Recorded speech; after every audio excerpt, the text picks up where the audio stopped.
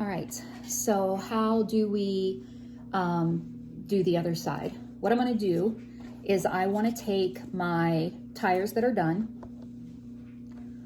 they're dry on the one side, and I'm gonna put them in those holes that I made for my axle.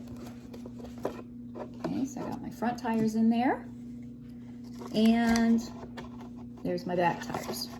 Okay, so it looks like this. You got to make sure you put the tires that are completed on the same side of the car, okay? And then I'm going to take my car and I'm going to turn it on its side like this. Hold that up there, okay?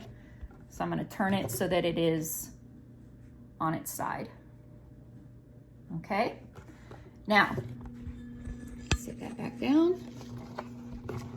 So it looks like that, okay? I want to take and repeat the process that I did yesterday. I want to take my tire and I want to make sure, you got to pay attention so that you make sure that you put the right tire with the, front and back, so the same size tires are on the same axle. Every year you have kids that accidentally mix that up and then their tire's all funky. But I want to find center again, and I want to push my tire through that center axle, okay? So again, you don't have to measure it or anything like that. You just want to kind of eyeball it, and you want to find that center, and you're just going to push that through. Watch your fingers so that when you're pressing, it doesn't pop through and then you end up cutting your hand or something. So I'm going to put my front tire on here, and I'm just going to push that down, okay? And then I want to do the same thing with my back tire, okay? So I'm going to find center here, and I'm going to push that through there as well, okay? Now, again, you can see you have a whole lot of hanger left over, so you can trim that to your liking, depending upon how you want your car to look. Some kids like to have their front tires out, they like to have their tires out wide, okay? Other kids like to have them in, and so you can trim off whatever you want, whatever you kind of like envision your car to look like, okay? So I'm gonna take a look at mine, and I wanna trim off a little excess here. And then I wanna repeat that process of curling my hanger so that I can pop my tire back through.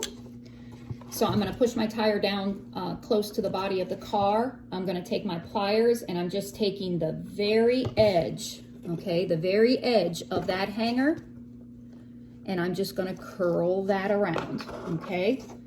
So I'm gonna curl that around, and then I'm gonna push it back through so that my tire is totally connected to the axle. And if you need to use like an extra piece or something so that, because sometimes it's just difficult, or if you hit a patch of glue, it's hard to get it through there. Kind of have to work that a little bit. I obviously got a patch of glue on this one. So I'm gonna push that through, there we go. All right, so there we go. I got my second hole made, and I'm gonna push that tire through there. Wiggle it.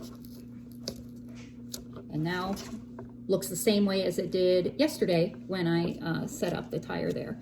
So I'm going to do that to the front, and then I'm going to do that to the back as well. Okay, now this next part gets a little bit tricky, only because you have less room to work, okay? But you're going to repeat the same process that you did yesterday. I have my front tires and my back tires on, okay?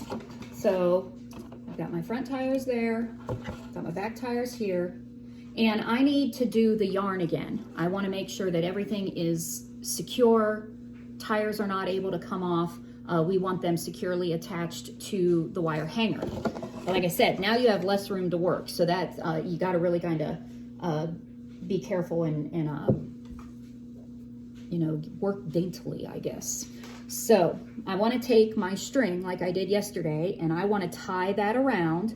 So you'll notice I'm working in between the tire and the body of the car, and I want to just tie that on like I did yesterday. So you can see I only have this much room to work in order to do all of my winding. But same process. I'm going to take my white school glue. I'm going to put a little bit of school glue either on the tips of my fingers or the palm of my hand, and I want to run that over my string so that it gets nice and gluey. Okay, I want to make that nice and sticky there.